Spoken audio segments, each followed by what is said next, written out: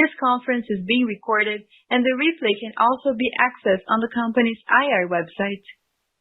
This call is also available in Portuguese. To access, you can press the globe icon on the lower right side of your Zoom screen and then choose to enter the Portuguese room. After that, select Mute Original Audio. Para acessar nossa conferência em português, clique no ícone do globo ao lado inferior direito da sua tela Zoom e selecione a opção Portuguese Room. Ao acessar a nova sala, certifique-se de mutar o áudio original. Please be advised that all participants will be in a listen-only mode. You may submit online questions at any time today using the Q&A box on the webcast. I would now like to turn the call over to Mr. Jörg Friedemann, Investor Relations Officer at Nu Holdings. Mr. Friedemann, you may proceed. Thank you very much, operator, and thank you all for joining our earnings call today. If you have not seen our earnings release, a copy is posted in the Results Center section of our Investor Relations website. With me on today's call are David Vélez, our founder, Chief Executive Officer and Chairman, Youssef Lahrech, our President and Chief Operating Officer, Guilherme Lago, our Chief Financial Officer, and Jack Dougal, our Chief Product Officer. Throughout this conference call, we will be presenting non-IFRS financial information, including adjusted net income. These are important financial measures for Nu, but are not financial measures as defined by IFRS, and may not be comparable to similar measures from other companies. Reconciliations of our non-IFRS financial information to the IFRS financial information are available in our earnings press release. Unless noted otherwise, all growth rates are on a year-over-year FX-neutral basis. I would also like to remind everyone that today's discussion might include forward-looking statements, which are not guarantees of future performance, and therefore, you should not put undue reliance on them.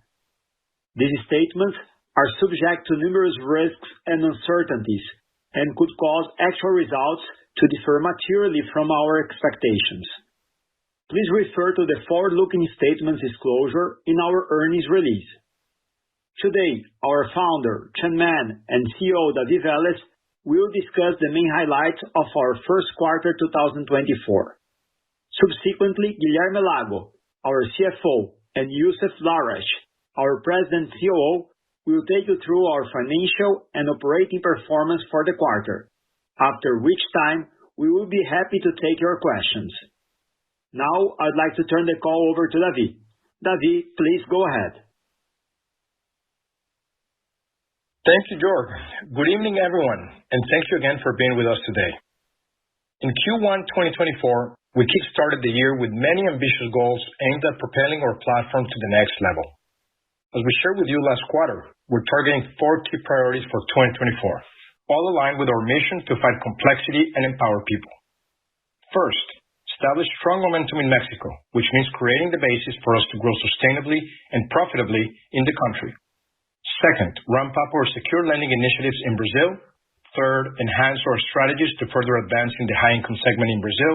And fourth, launch products and services that leverage technologies such as real-time payments, open banking, and AI that will turn the concept of our consumer technology-driven money platform into a reality for our customers. Beginning this quarter, we will present data points to demonstrate the progress of select priorities.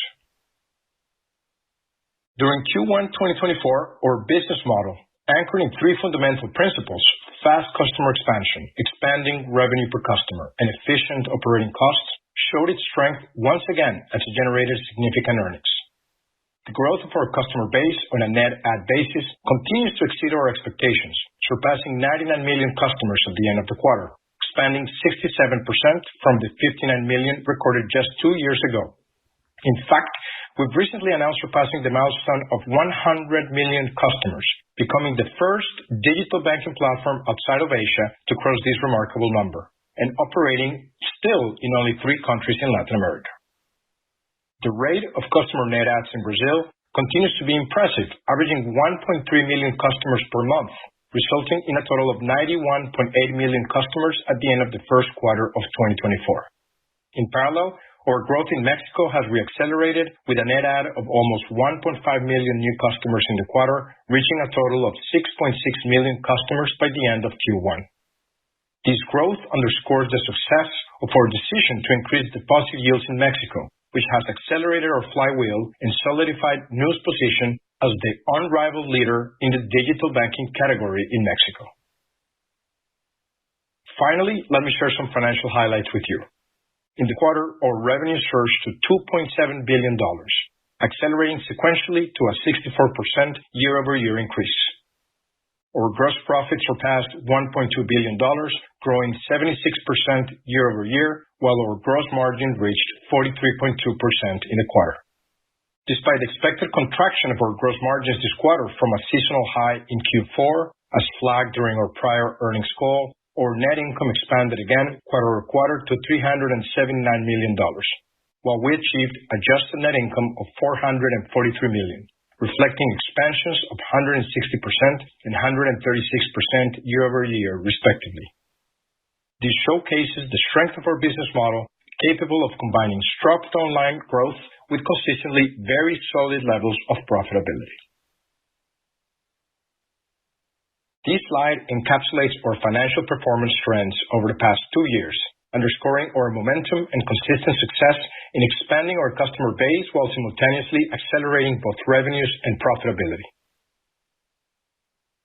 The robust growth of our customer base, driven by the growing cross-selling and upselling opportunities enabled by our highly engaged platform, led to more than threefold increase in quarterly revenues within just 2 years on an FX-neutral basis. This translated into a 75% annual compounded growth rate for this period. The third chart on this slide effectively illustrates our robust pricing and underwriting capabilities, where quarterly gross profit, calculated as total revenues minus funding costs, transactional expenses, and credit loss allowances, increased by almost 4x in the same period.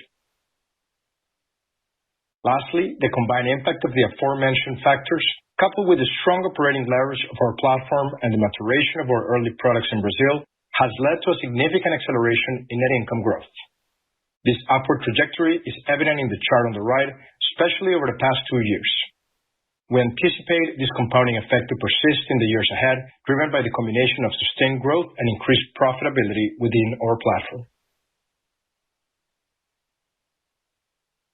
Now, I'd like to highlight how our flywheel not only drives customer acquisition and data growth, but also sustains strong momentum in our key financial metrics.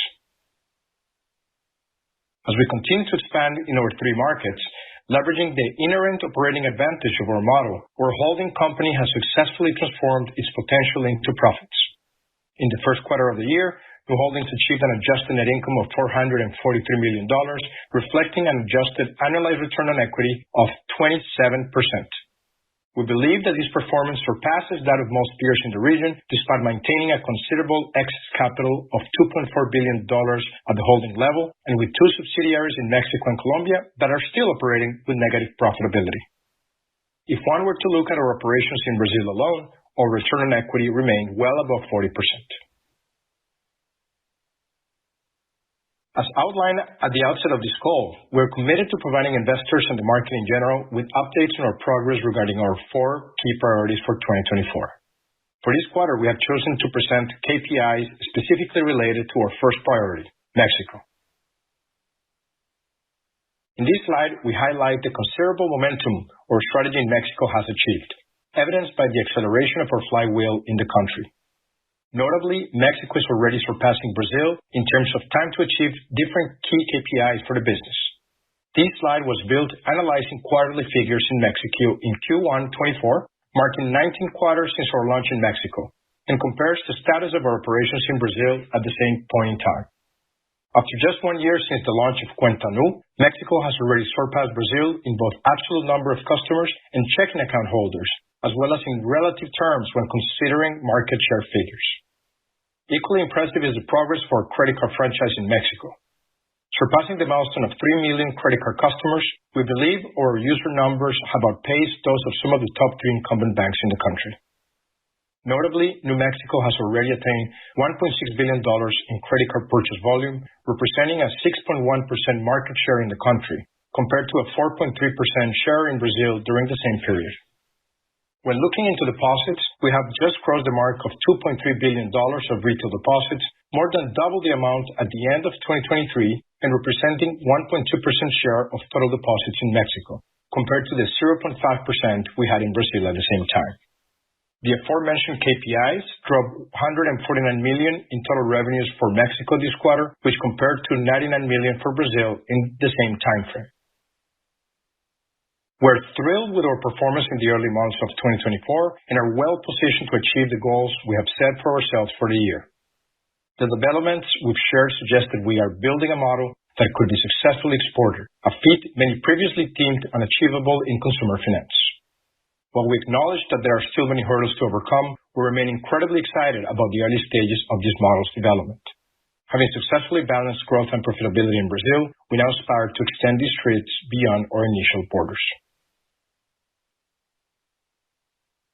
Now, I'd like to pass the floor to our CFO, Guilherme Lago, who will guide you through our financial numbers. Over to you, Lago. Thank you, David, and good evening, everyone. As David mentioned, we delivered a strong first quarter in both operating and financial KPIs. Those results were achieved by focusing on our simple yet powerful value-generating strategy, which can be summarized by three guiding pillars. First, a focus on growing our customer base in the three markets where we operate and rapidly converting our new customers into active customers. Second, expanding average revenue per active customers, or RPAC, through both cross-selling and upselling. And third, continuing to deliver high growth while maintaining one of the lowest operating costs in the industry. Now, let's delve further into our first quarter results to gain a deeper understanding on the progression of each one of these pillars. I will begin with the results of our customer acquisition. During the first quarter of 2024, our customer base continued to increase at a solid pace. We accelerated customer growth quarter over quarter, welcoming 5.5 million new customers in the first quarter of 2024 for a total of 99.3 million customers at quarter end, a 26% increase year over year. In Brazil alone, our customer growth pace is at approximately 1.3 million customers per month, with the vast majority still coming from referrals. This not only translates into lower acquisition costs, but also ensures faster activation, showcasing the trust and satisfaction our customers have in our services. Our client base in both Mexico and Colombia also experienced strong positive growth. In Mexico, we reached 6.6 million customers this quarter, marking a remarkable 106% year-over-year growth and surpassing last quarter's net additions. Additionally, we now serve more than 900,000 customers in Colombia. Once we add customers, our goal is to activate and retain them. Our active customer base has increased by 27% year-over-year, followed by another sequential quarterly increase in the monthly activity rate, which now stands at 83.2%, up from 82.1% just 1 year ago. This marks the 10th consecutive increase in this metric. We believe that this is a testament to our proficiency in engaging customers effectively on our platform. Turning our attention to revenue expansion, the first chart highlights the Nu has established primary banking relationships with around 59% of our active customer base. The drop of 2 percentage points in comparison to the fourth quarter of 2023 is mainly associated with less quarter seasonality, considering increased transactionality during the month of December. Nevertheless, the two following charts show an increase in both the number of products per active customer and RPAC. As you can see in the second chart, the number of products per active customers grew from an average of 4 last quarter to 4.1 this quarter, illustrating our successful cross-selling strategy achieved by introducing new products to our customers and establishing ourselves as their primary banking partner. The last chart shows the combined effect of these two dynamics. By having significant customer engagement, as demonstrated in the first chart, together with our growing product cross-sell capabilities, as shown in the second chart, it produces increasingly positive results. Our monthly RPAC increased to $11.4 this quarter in comparison to $10.6 just one quarter ago. Our more mature cohorts are already generating a monthly RPAC of $27. This reported increase in RPAC resulted in another quarter of solid revenue growth, as presented in the next slide. Our monthly RPAC grew sequentially and accelerated its year-over-year expansion rate to 30%, reaching $11.4, up from $8.6 just 1 year ago. As discussed in prior earnings calls, we maintain confidence in further growing RPAC going forward towards its full potential. In the second chart, we illustrate our revenues hit a new record high this quarter, reaching $2.7 billion, up 64% year over year. Just a year ago, our revenue was $1.6 billion. This growth was driven by the increase in active clients combined with higher RPAC levels. Now, let's discuss our cards business in more details. It's important to remember that for cards, the purchase volumes are seasonal, higher in the fourth quarter and lower in the first quarter of every year. Historical seasonality analysis shows a drop of 6.9% on average in total purchase volume for the industry. However, the sequential reduction in news purchase volume this quarter was only 3.7%, with especially strong performance in credit cards, which contracted only 1.8% on an FX-neutral basis versus the historical industry seasonality drop of 5.9%. Compared to the first quarter of last year, our purchase volume was up 30% on an FX-neutral basis to $31.1 billion, sustaining its very strong growth path. On the right side, the chart shows how purchase volumes expand as cohorts of customers develop and mature. Older cohorts continue to increase purchase volumes. While an initial disparity does exist between newer and older cohorts, both tend to exhibit an upward trend in consumption over time. We expect that the compounding effect of adding millions of customers each month, along with the maturation of new customers into historically observed spending patterns, will strongly support the growth of future purchase volumes at Nubank. Talking about purchase volumes trend for the industry, we believe Nu ended the first quarter of 2024 with a market share of around 15%, including credit, debit, and prepaid cards. As we continue to attract millions of new customers every quarter and their spending matures over time, our confidence in our ability to capture additional market shares in the future only grows. This quarter, our consumer finance portfolio, comprising credit cards and personal loans, posted another acceleration, growing 52% year over year and reaching $19.6 billion. This growth was boosted by expansions in both product categories. The credit card portfolio expanded sequentially, growing by 42% year over year to $15.1 billion.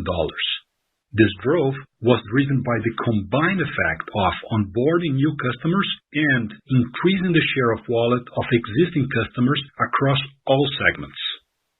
For yet another quarter, our personal loan portfolio was a highlight, increasing 88% year over year and reaching $4.5 billion. Following the consistent trends observed in previous quarters, our personal loan cohorts have continued to exhibit expected credit behaviors, which has enabled us to continue to scale originations. Now, let's move to the breakdown of interest-earning loans within our credit card portfolio.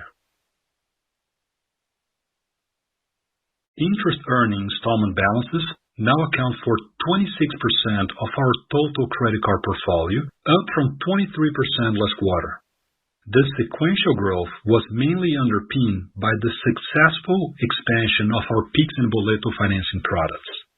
As we previously mentioned, we believe that this type of financing offers an attractive risk-adjusted rate of return, allowing us to further expand the monetization of our credit card business while also unlocking substantial value as we fulfill an important customer need.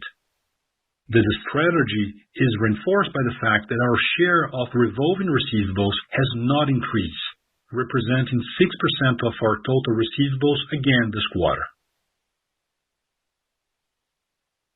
Delving into our personal loan business, our portfolio, composed of both unsecured and secured loans, remains aligned with our expectations for asset quality.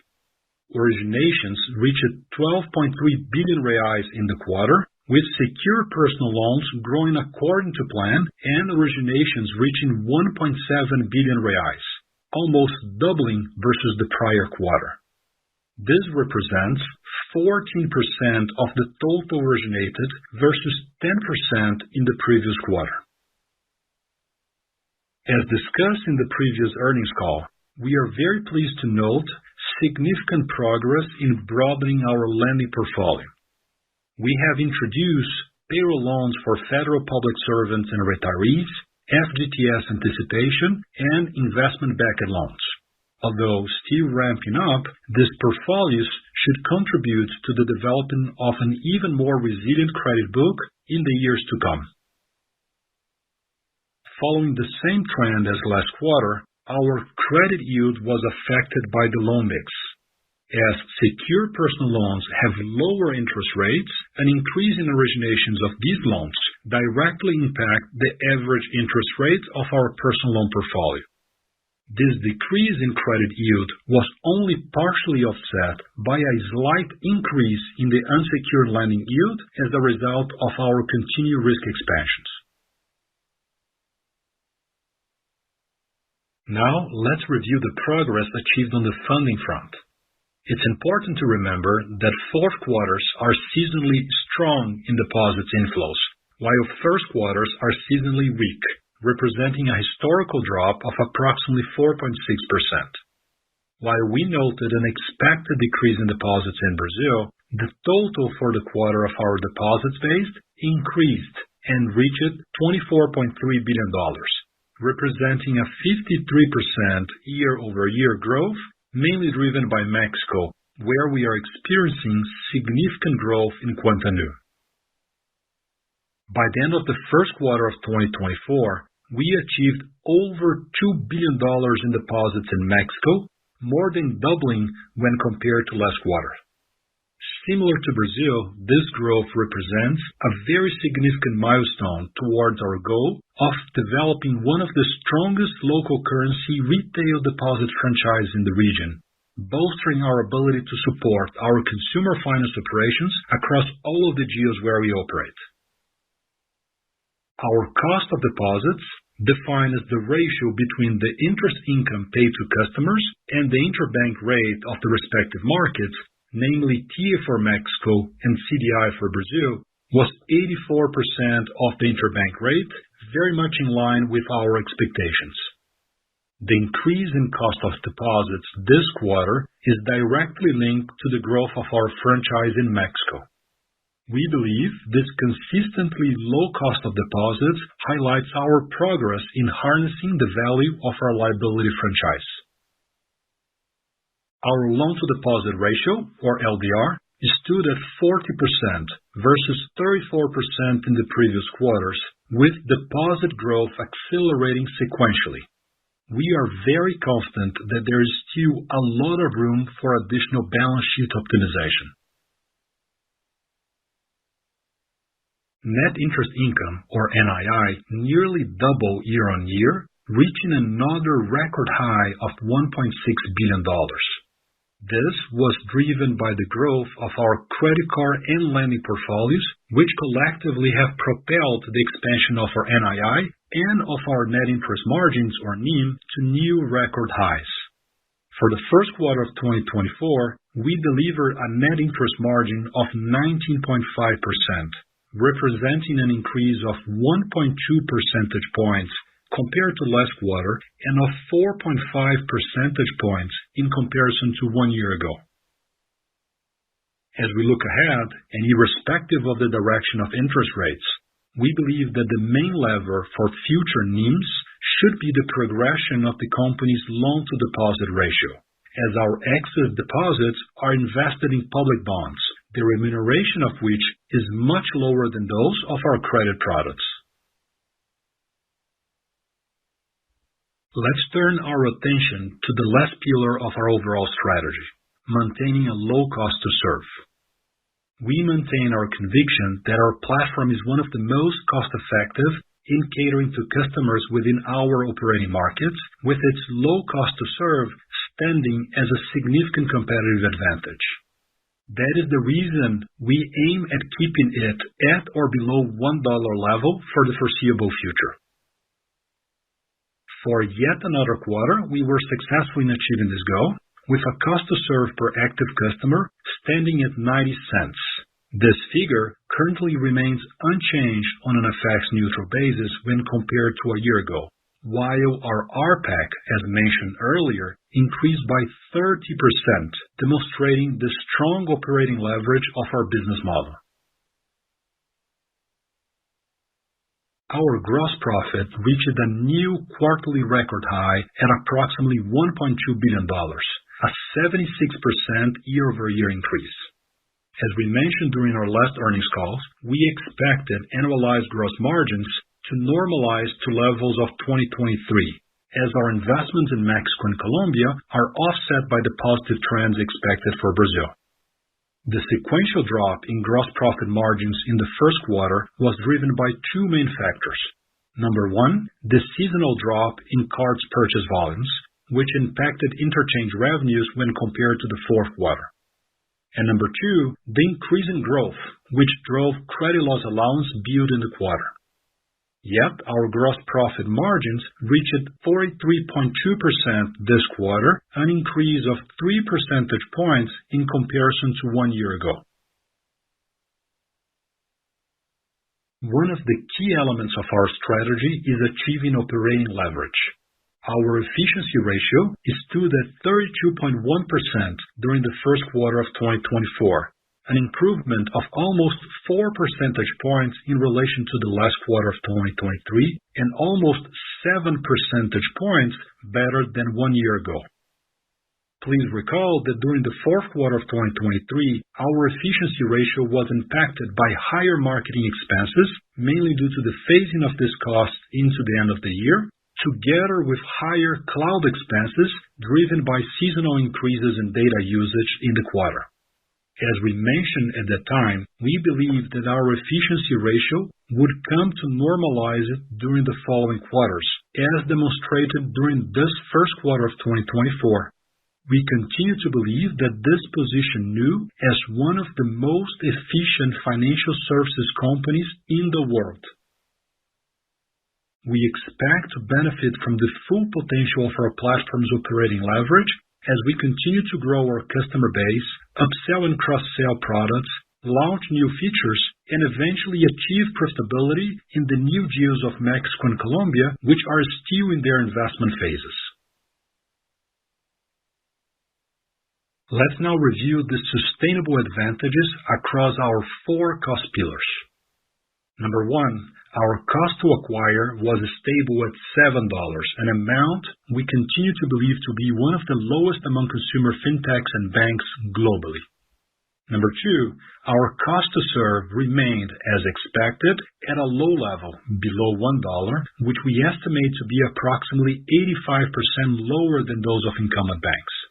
Once again, we believe this level of cost to serve makes Nu one of the most efficient financial services companies in the world. Number 3, on cost of risk, again, we have effectively managed credit risk, outperforming competitors on an apples-to-apples basis in terms of delinquency rates. And finally, number 4, on the cost of funding, while significantly increasing deposit volumes, we were able to maintain our cost of funding at a competitive level of 84% of the blended interbank rates of Brazil and Mexico, thus closing the negative gap against incumbent banks and widening the positive gap over consumer fintechs. And finally, moving to net income, we delivered another quarter of profitability with a net income of $379 million, increasing by 160% compared to the previous year. These strong and positive results serve as an evidence of the effectiveness of our strategy and business model. Additionally, adjusted net income reached $443 million in the quarter, an 136% increase when compared to 1 year ago. While we are encouraged by the first quarter results, it's again important to emphasize our commitment to managing our business for long-term value creation. This may require undertaking material short-term investments aimed at optimizing our long-term opportunities. Now, I'd like to hand the call over to Youssef, our President and Chief Operating Officer, who will walk you through the key highlights of our asset quality. Thank you, Lago. Good evening, everyone. I will now take you through some of the highlights of asset quality and credit portfolio health for the first quarter of 2024. Let us start with NPL trends. First, let me remind you that seasonally, the first quarter represents a high point for early-stage delinquencies. Specifically, 15 to 90 NPLs rise on average by 80 basis points between Q4 and Q1 based on historical data, in line with the rest of the market. That being said, our leading indicator, NPL 15 to 90, increased to 5% in the first quarter of 2024, broadly in line with expectations. Second, our 90-plus NPL ratio increased slightly to 6.3%, also in line with expectations. This is a result of the normal flow through the delinquency buckets, considering that, as we discussed in the past, 90-plus is a stock rather than flow metric, so over time you get a stacking dynamic. And since we haven't sold any delinquent loans, our NPL rates require no adjustment. As we've mentioned in previous calls, we continue to see meaningful opportunities to expand our credit portfolio, aiming for attractive returns and robust resilience. Part of that growth has been coming from expansions down the credit spectrum, which will continue to result in intentionally higher delinquency rates and will continue to be more than offset by additional revenues, leading to increasing risk-adjusted margins over time. To illustrate the impact of the credit expansion dynamic on our consumer finance portfolio, we're sharing here this analysis of NPLs as a ratio of interest-earning balances only, as opposed to total balances in the previous slide. As you can appreciate, Nu's NPLs as a ratio of interest-earning balances have been trending significantly down on both 15 to 90 and 90-plus. In other words, as we've expanded our credit portfolio, we have increased interest-earning balances at a faster rate than NPLs, thus enhancing returns and resilience. Our provisions continued to grow, primarily driven by the growth in our portfolio, following the same dynamic as in prior quarters. This is again due to the fact that we front-load provisions when we originate loans, in accordance with IFRS 9's expected loss methodology. Our credit loss allowance expenses grew to $831 million this quarter, directly linked to the increased volumes of origination we generated in the quarter. As a reminder, last quarter we incurred a lower credit loss allowance expense. That suppression was driven by higher credit card and personal loan recoveries as a result of the Desenrola government-sponsored debt renegotiation program in Brazil, combined with other collections initiatives. Risk-adjusted NIM reached 9.5% in the quarter, up 3.2 percentage points from a year ago, although contracting 70 basis points quarter on quarter. The risk-adjusted NIM was directly impacted by the increase of provisions linked to the growth of our portfolio, particularly in Brazil, and by the growth of our deposits in Mexico. Excluding these two effects, our risk-adjusted NIM would have been virtually unchanged versus the past quarter. With that, we're now ready to address your questions. Thank you very much. We will now start the Q&A session for investors and analysts. If you wish to ask a question, please press the reaction button and then click on Raise Your Hand. If your question is answered, you can exit the queue by clicking on Put Your Hand Down. Please limit yourself to one question and a follow-up.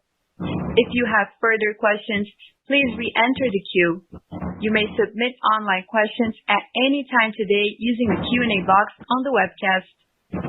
I would like to turn the call over to Mr. Jörg Friedemann, Investor Relations Officer. Thank you very much, operator. And our first question comes from the line of Tito Labarta at Goldman Sachs.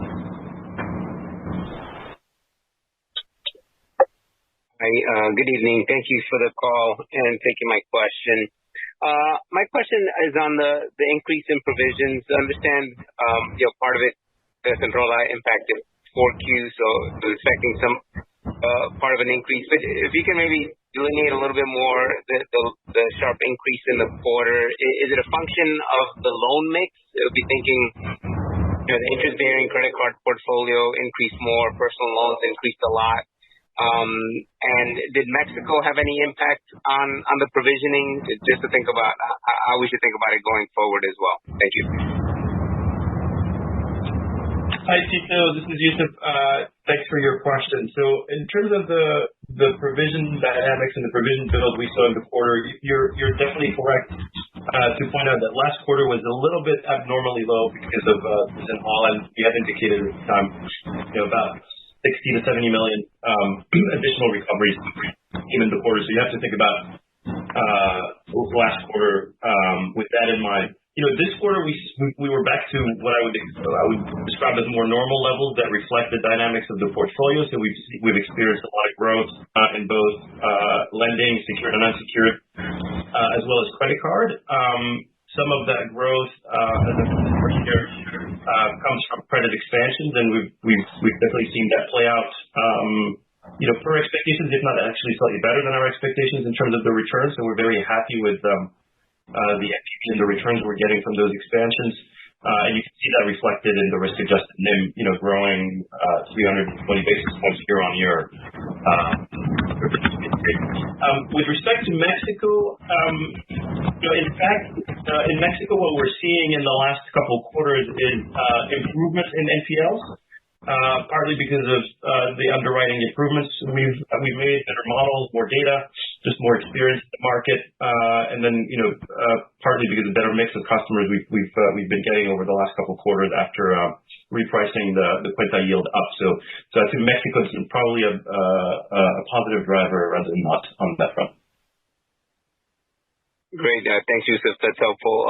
And my follow-up, I guess, on the risk-adjusted NIM, you mentioned it would have been stable-ish, sort of quarter-over-quarter, adjusting for the Centrola. Is that sort of maybe what we should expect for the full year, or do you think there can be some risk-adjusted NIM expansion throughout the year? I know you don't give guidance, but just how you think that should evolve to some extent would be helpful. Thank you.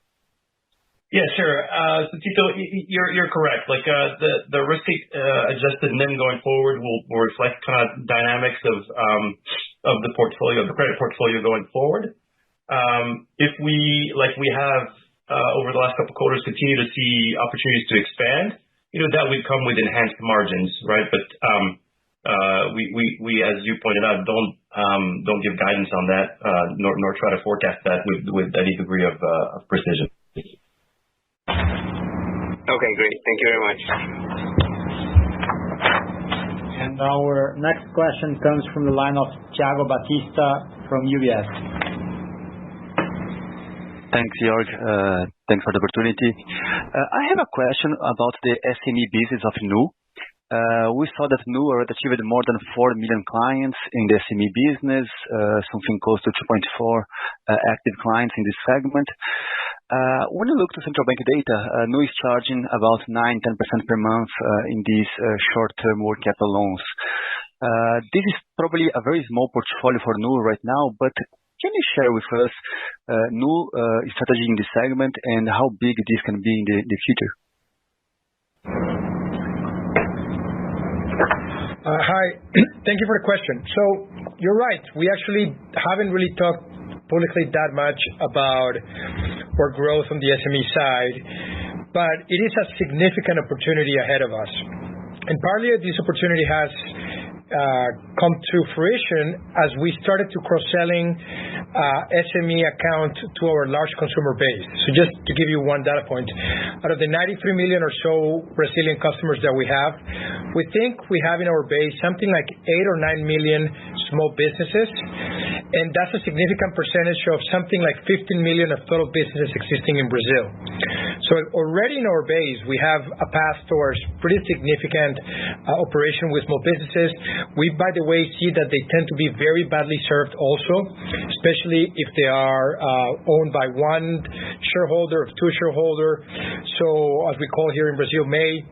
So this is a big opportunity that we've been developing as it has grown consistently. Today, our value proposition is fairly basic. We began with an account for the small business, then we launched a debit card.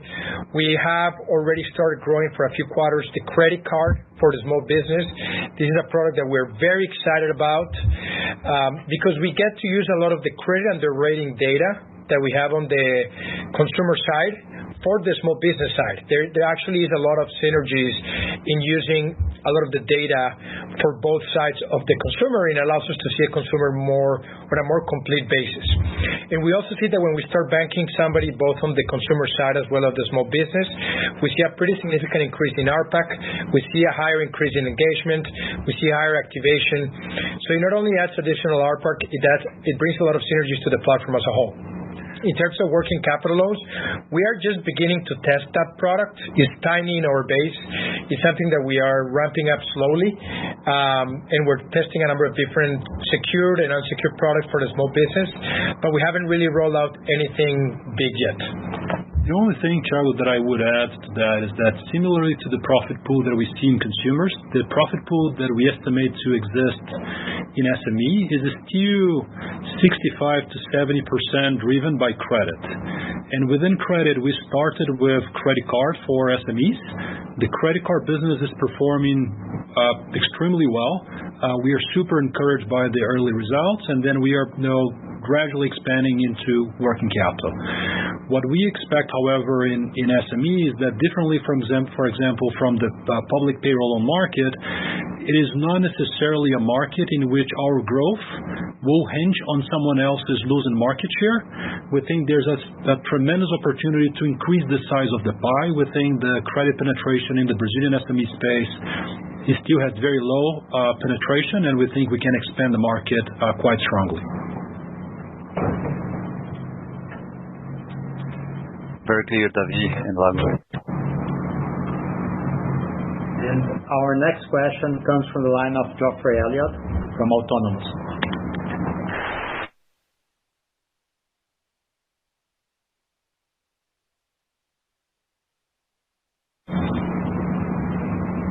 Hello, can you? Yeah. Hello, sorry, I think I had to click a couple of times there to unmute. Can you hear me now? Yes, we can hear you now. Great. Thanks very much for taking the question. Share-based compensation was quite a bit higher this quarter than it has been. Can you just remind us of the dynamics there? Is the share price a driver? Is it about grants? What's going on? What drives that, and how should we think about a normalized level? Hi, Joff. This is Lago. Thanks for the question. Yes, we had an increase in share-based compensation, and I think it is largely the result of three compounding effects. I think number one is there's a general headcount growth in the company.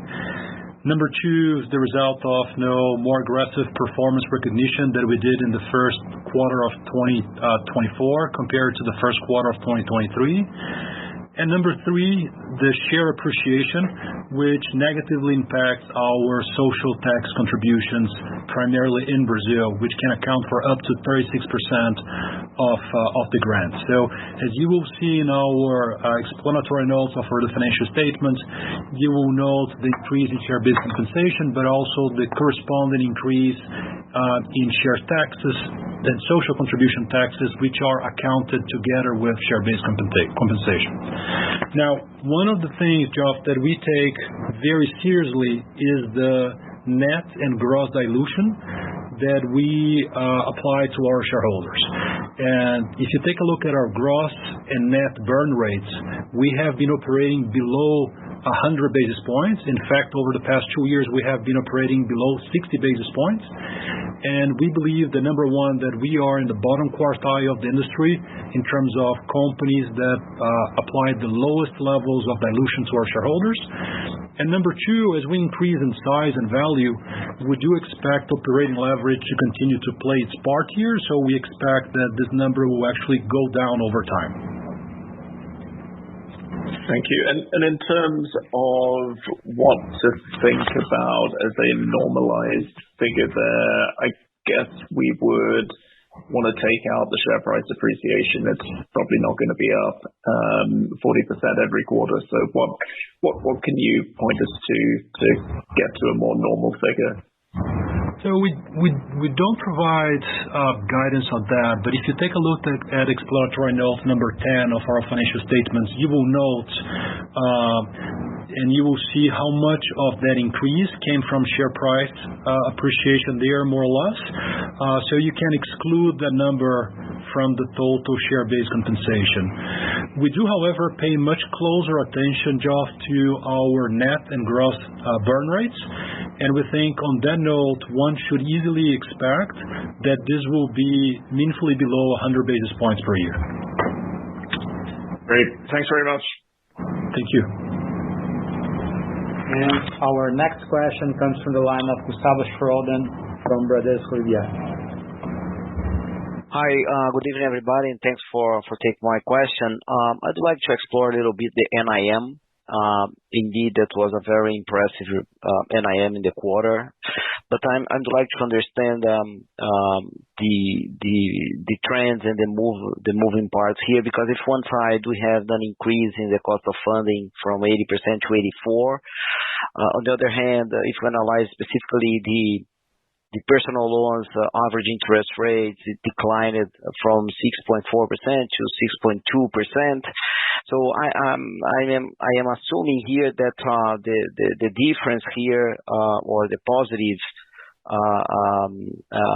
is coming from the other products such as the credit cards with installments, revolving and also some trading gains or other products. So my question is, could you give us more color on these other products if you are raising interest rates in these other products to offset this, let's say, kind of a pressure if we compare the cost of funding versus the personal loans? I'm asking this because I can see that the secured loans are gaining share in your portfolio. So any color on that would be great. Thank you. Gustavo, this is Lago. Thanks so much for your question. I think you are referring to slide number 17 in our earnings presentation. And yes, we have experienced what we believe to be a relatively strong expansion in net interest margin over the past 4 quarters. It went from about 15% to 19.5%. And it is largely the result of two opposing forces. I think on one side, you do have the optimization of the balance sheet in Brazil. As you see the expansion of our loan to deposit ratio going from 30 to 35%, then to 40%, you should generally expect to see net interest margins going up. And even though you've mentioned that secured personal loans have lower yield levels than unsecured and also lower interest levels than credit cards, they do have materially higher yields than the treasury bonds in which we deploy most of our excess cash. So as we shift part of our treasury in treasuries to interest earning assets of consumer finance, you should expect to see net interest margins expanding in Brazil. The offsetting force to which I alluded before is our operations in Mexico and Colombia, in which we are paying, as of today, deposit rates that are slightly higher than the interbank deposit rates in those countries, which bring the net interest margins down on one side. So I think going forward, those two offsetting forces will play out. We do expect to see net interest margins to continue to expand on average in the coming quarters. Oh, that's very clear, Lago. Just a follow up here. What is the let's say the level of a loan to deposit ratio we should use in our model to this? In my opinion, according to your answer, that should be a good proxy or a good variable to forecast and trying to get the best NIM in the future. So if you could share with us what is the good level of a loan to deposit ratio would be great as well. Yeah, so I mean, a good reference more than a guidance is the loan to deposit ratio of the large retail incumbent banks in Latin America is between 100 to 110%. I don't expect that we will get to a loan to deposit ratio anywhere close to those levels, but it will be materially higher than the 40% that we presented in the last quarter. Perfect. Thank you. And our next question comes from the line of Jorge Kuri of Morgan Stanley. Hi, good evening, everyone, and congrats on the numbers. Thanks for taking my question. I wanted to see if you could maybe double click on your loan to customer growth during the quarter. It was really impressive. 21% quarter-on-quarter on the total balance. You also disclose your originations going from 1 to 1.7 billion reais. How much of that is attributed to the early success of your payroll loans? How much of that is FGTS? Continue to develop the personal loans business. Anything that you can help us understand, what is the look and feel of this very big uptick in personal loans would be in loan to customers, would be very helpful. And again, I think the market's very excited about the prospects for payroll loans. So to what extent that is included here, and what can you tell us about this whole growth? Thank you. Jorge, thanks for the question. This is Lago. I think we are very pleased with the evolution of the total portfolio growth that we have presented. I would point you to slide 36 of our earnings presentation, in which we provide more details on the breakdown between personal loans and credit cards growth. And one of the things that you will note is that irrespective of the seasonality, we have been posting fairly robust growth in our credit card book. In fact, by the end of the first quarter of 2024, we estimate that our market share in cards in general has reached about 15%, which would place Nubank as the second credit card issuer in the country. And we continue to acquire market share quarter after quarter. Now, notwithstanding the robust growth in credit cards, personal loans is actually outpacing credit cards, and that has happened over the past 5 quarters in a row.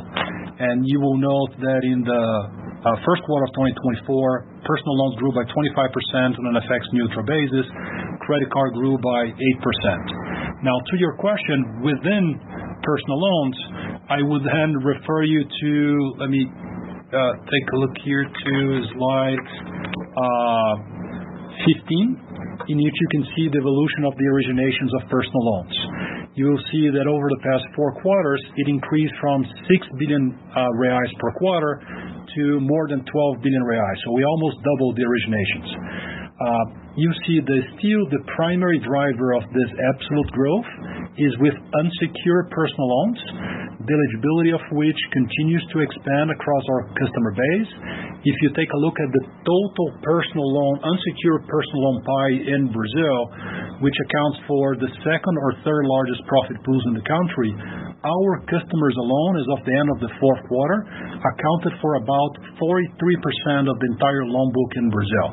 And we still have no less than 8% market share there, so we have plenty of room to grow.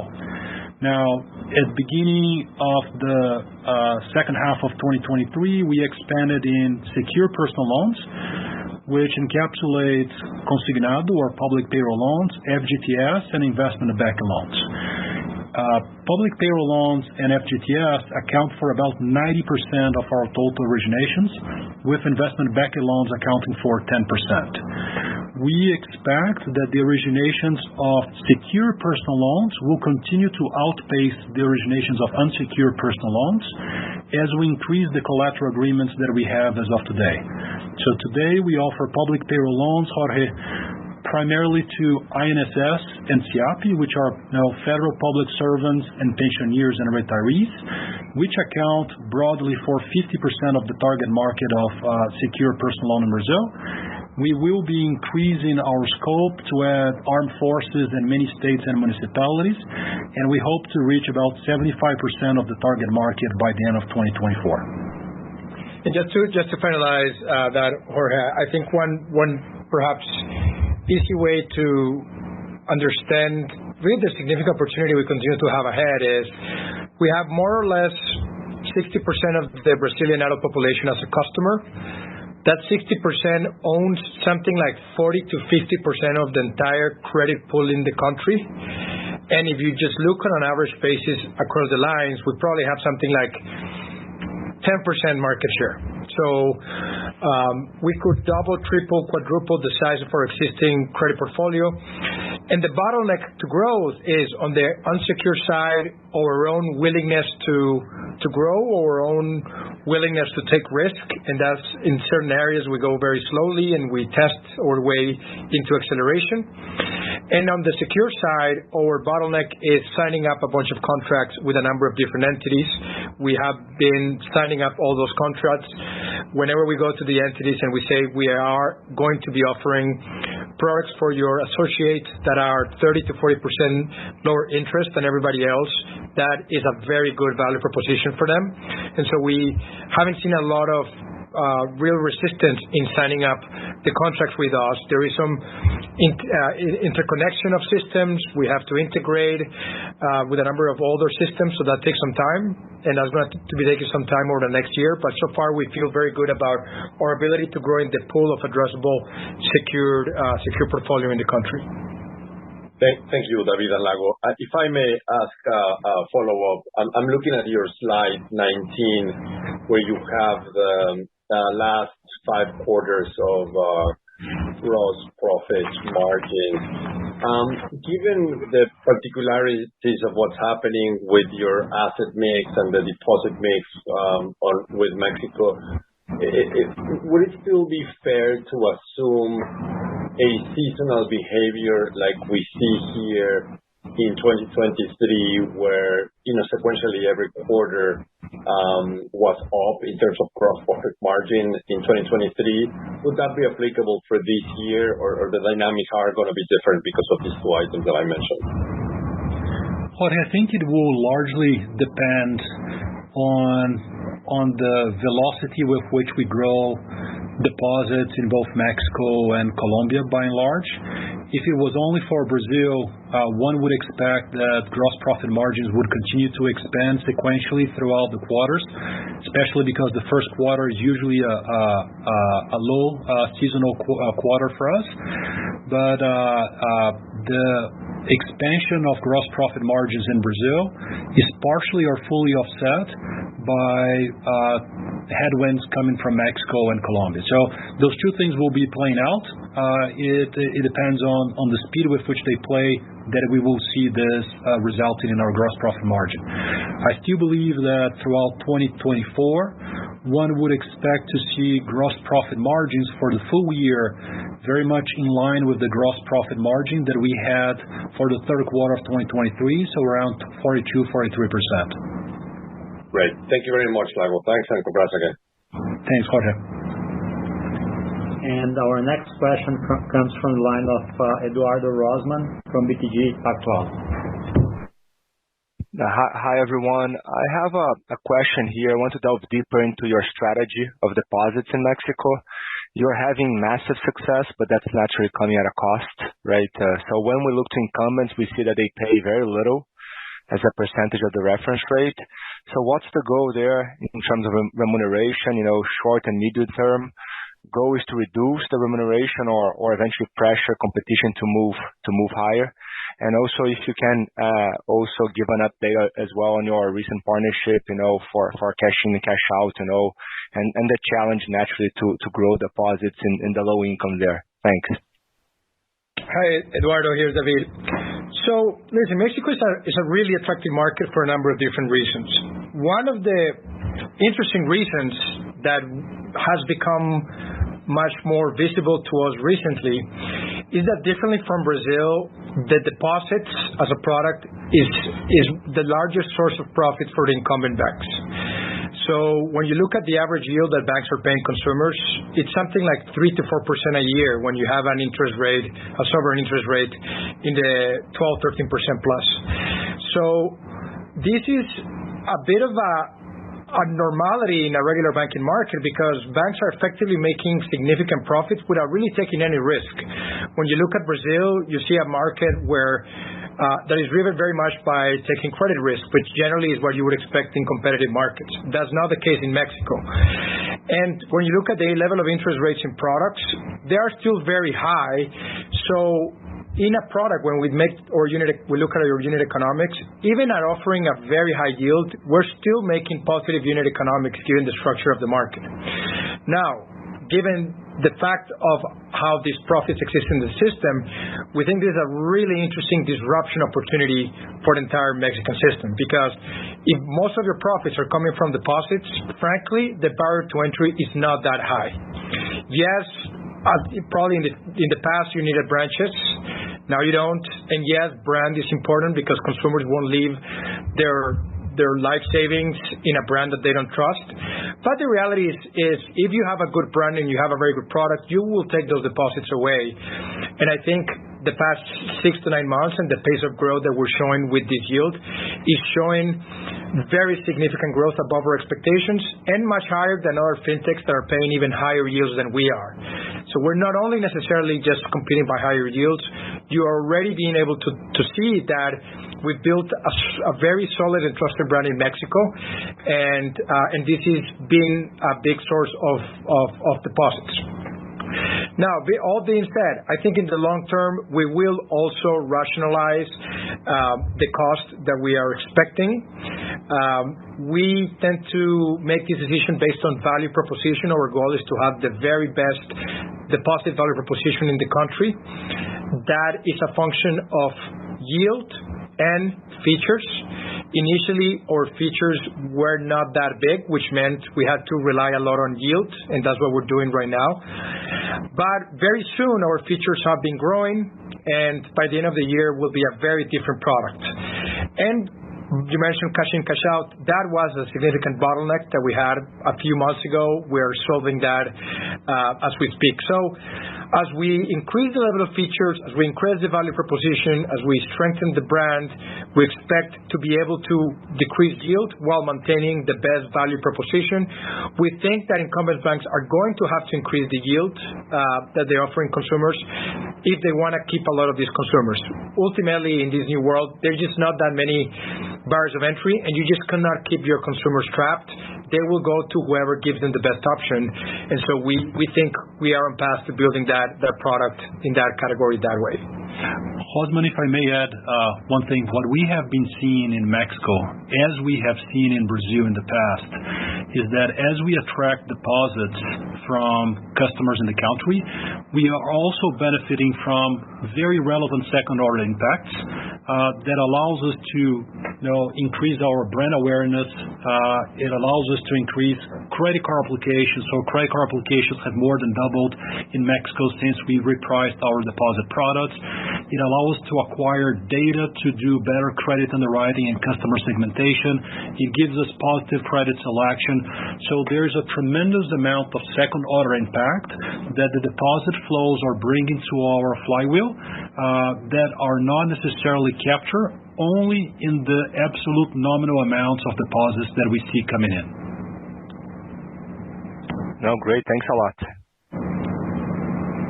And our next question comes from Yuri Fernandez at JP Morgan. Thank you, everybody, for the opportunity of asking questions. I have just one on renegotiated loans. I see you don't have the slide anymore on your presentation, so if you may just provide some color on how the numbers are tracking the first quarter, how this compares to the 9.6 that you had in the fourth Q. So just trying to get some color on renegotiated loan trends. Thank you. Sure. Yuri, this is Lago. Thanks for the question. So renegotiations loans still account for about 10% of our portfolio. It has not changed materially since we last presented this. We do expect that we will be disclosing our renegotiation rates on an annual basis whenever we disclose our fourth quarter results. In addition to that, you can see some levels of renegotiations in the filings that we present to the local regulators, especially in Brazil, that we do on a 6-month basis. Going forward, however, as we change and reposition the mix of our credit products in Brazil primarily, both between personal loans and credit cards, and within personal loans between secured and unsecured, those should directly affect the rates of renegotiations. But there has been no material change since we last presented this in the last quarter. No, super clear, Lago. And just for a better understanding on new NPL formation and asset quality trends, you mentioned renegotiations are not there. Is there any other factor that is helping, your new NPL formation, or is this really, a mostly stable quarter for new NPL formation for the company? Thank you. So I think there's no material non-recurring item that would be distorting our NPL and stage 3 formation. So I think they are pretty much BAU. No, perfect. Thank you very much. And our next question comes from the line of Pedro Leduc of Itaú.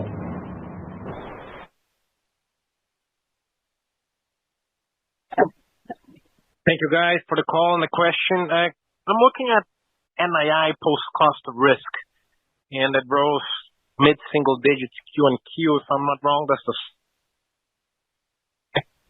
I understand your provisions ate up a lot of the NII growth. But I'm really curious about this combo, this net basis of mid-single digit growth. It's historically below what you've been growing at, and I don't see that much of a difference in your loan book growth. So have some hypothesis. Maybe the loan book that we see at the end of the quarter doesn't reflect the average of what it was last quarter, so it didn't generate that much NII, or that incurred losses are being different than the expected loss, so you had to catch up. Really curious on how you piece together this NII post cost of risk being basically flat, and how we should think about it going forward. Thank you. Hi, Pedro, this is Yusuf. Thanks for the question. So I think you're referring to risk-adjusted NIM on page 26, where you can see the evolution over time. And again, as a reminder, if you compare quarter on quarter, you have to bear in mind that Q4 2023 was impacted by a suppression of the CLA because of higher recoveries than normal. And that was driven by Desenrola and some of the collections programs we put in place in Brazil to take advantage of that as well. So in reality, the 10.2% in Q4 was inflated. It would have been closer to what we've experienced this quarter at 9.5. So in reality, if you take a longer term horizon view year on year, we've seen pretty sizable expansion of the risk adjusted NIM by about 320 basis points or so. If you look at cost of risk along the same basis, it went from 8.7 to 10%, so about 130 basis points. So you see, quite a bit more expansion in the margin, 2.5x expansion in the margin compared to the expansion in cost of risk. Pedro, the only thing I would add to what Youssef mentioned, if I may, is that if you take a look at the originations of and the mix of new credits that we have added in the first quarter of 2024, I would draw your attention to page number 15. You will see that unsecured personal loans in the fourth quarter of 2023 grew by about 400 million reais, and it grew by about 1.6 billion reais from the fourth quarter of 2023 to the first quarter of 2024. So there was a material growth in credit books in unsecured personal loans, which actually draw more CLA than credit cards. So the mix of growth also plays a role on how risk-adjusted net interest margins should be seen. But I'm not sure if we have fully addressed your question, Pedro. Yeah, I'm almost a little more confused because I thought for Q you had a netting effect and provisions. I thought it was net zero, so that's why I was comparing it sequentially. And I do understand your reasoning there on the mix evolution. But honestly, I did expect it to come a little bit more with NII, so I'm expecting it originated more towards the end of the quarter.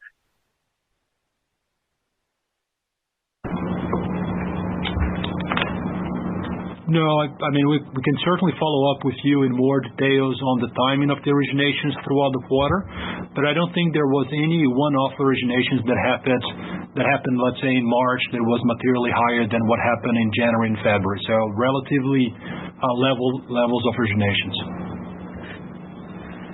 Okay, thank you.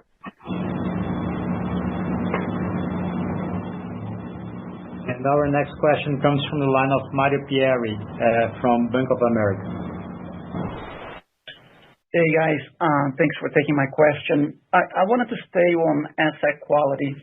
When we look at your NPLs, they are at the highest level in the series, right? The NPL over 90 days is 6.3%.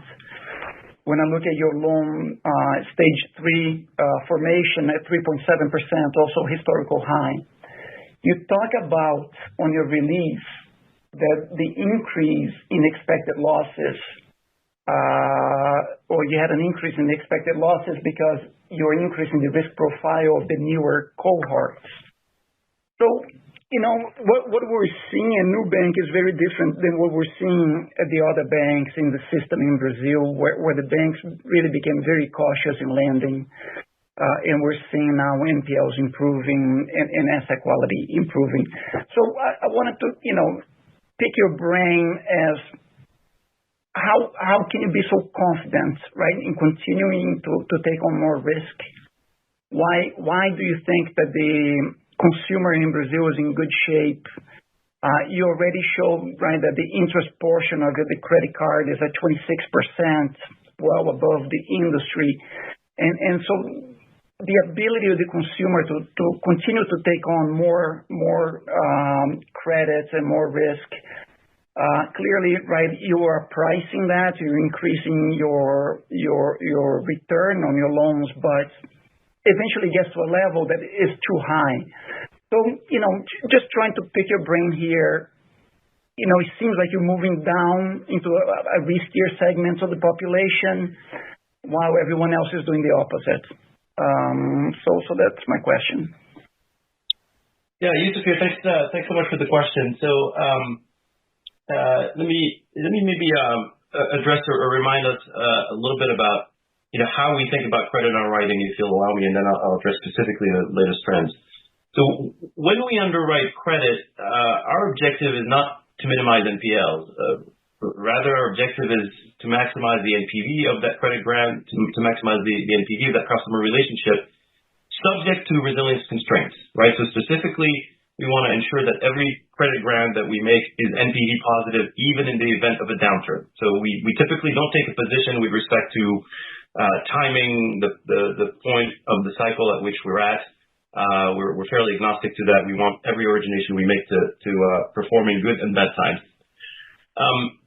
So when we see opportunities to expand credit and taking a little bit more risk, especially with products and features that customers love and create a lot of value for them, like we see with some of the financing products we've introduced, like fixed financing on the credit card or unsecured loans, we're not shy about taking that risk, but we always do it with very rigorous testing, sometimes testing for months and several quarters before we roll out, and very rigorous monitoring of the risk and return that we get as a result. And we've been very happy with the results of those expansions, as I mentioned earlier, be they in personal loans, secured and unsecured, or in credit cards, as you can see in the expansion of our interest earning portfolio that Lago talked about. One way perhaps to think about the dynamic of the dynamic in our credit book is looking at the data we shared on page 25 of the earnings presentation, which shows you NPLs as a ratio of interest earning balances.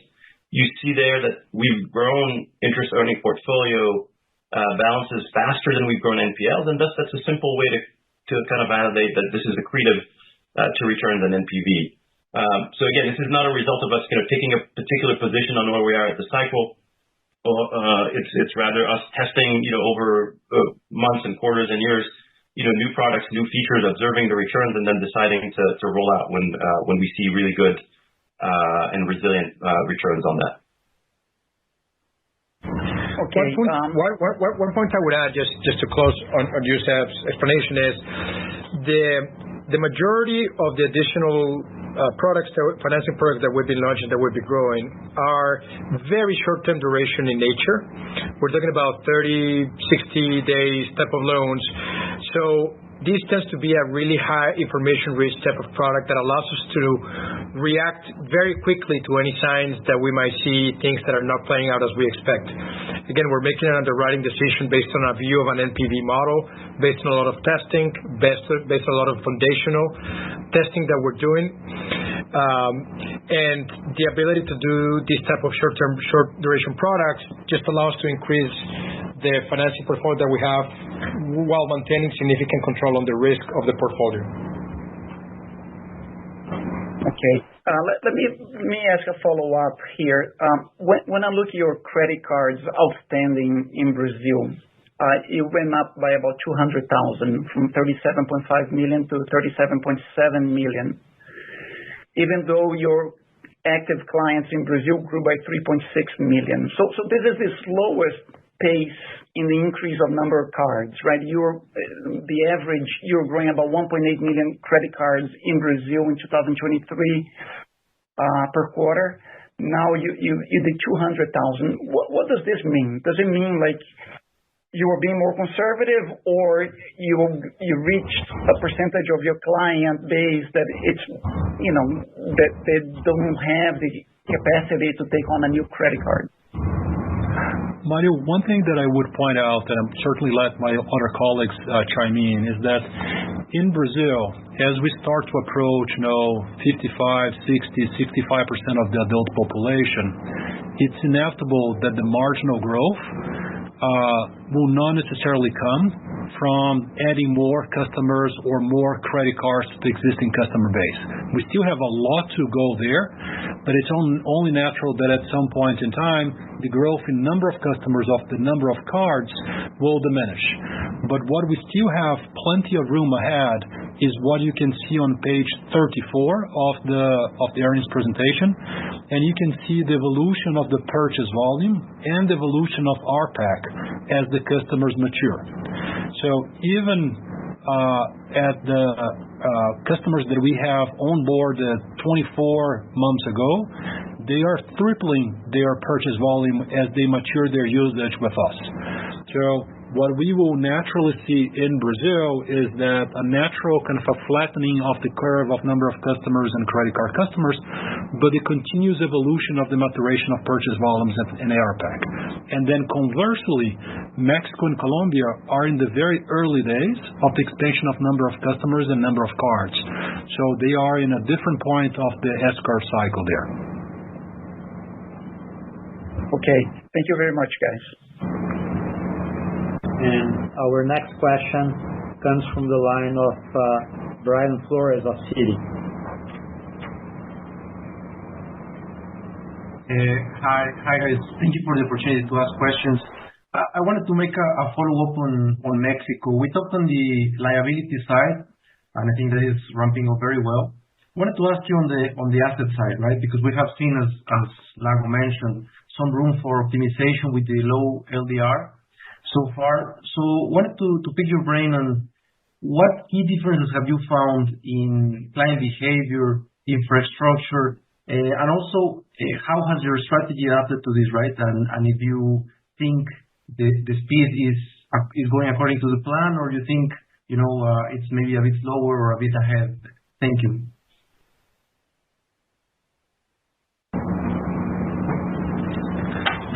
Yeah, thanks for the question. So we've said a lot of times in the past that we tend to go into a new market underwriting a very conservative approach, and the growth curve that you will see from us in a lot of the unsecured products, really in all, is periods of acceleration, periods of pause, even periods of tactical detractions, accelerations, pauses.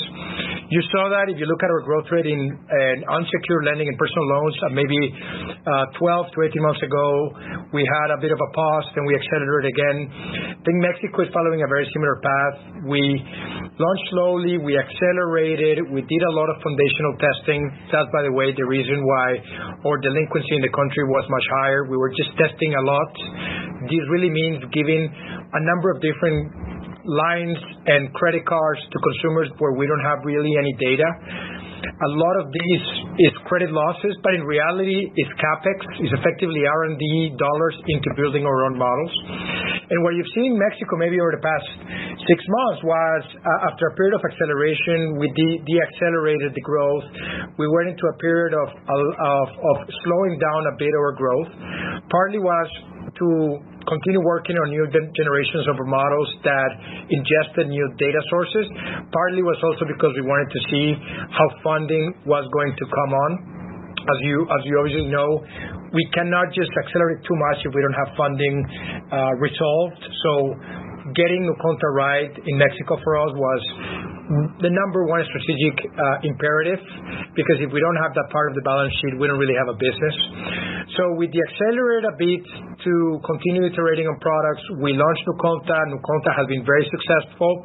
We've also, if you look at some of the numbers that we disclosed to regulatory reports, or delinquency in Mexico has been coming down a lot, very fast. We're operating with much lower delinquency levels.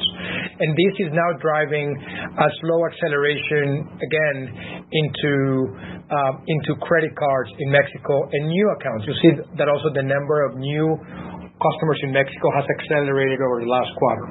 So I'll give you all this context to effectively say we're now on path of accelerating again on Mexico. We have the funding.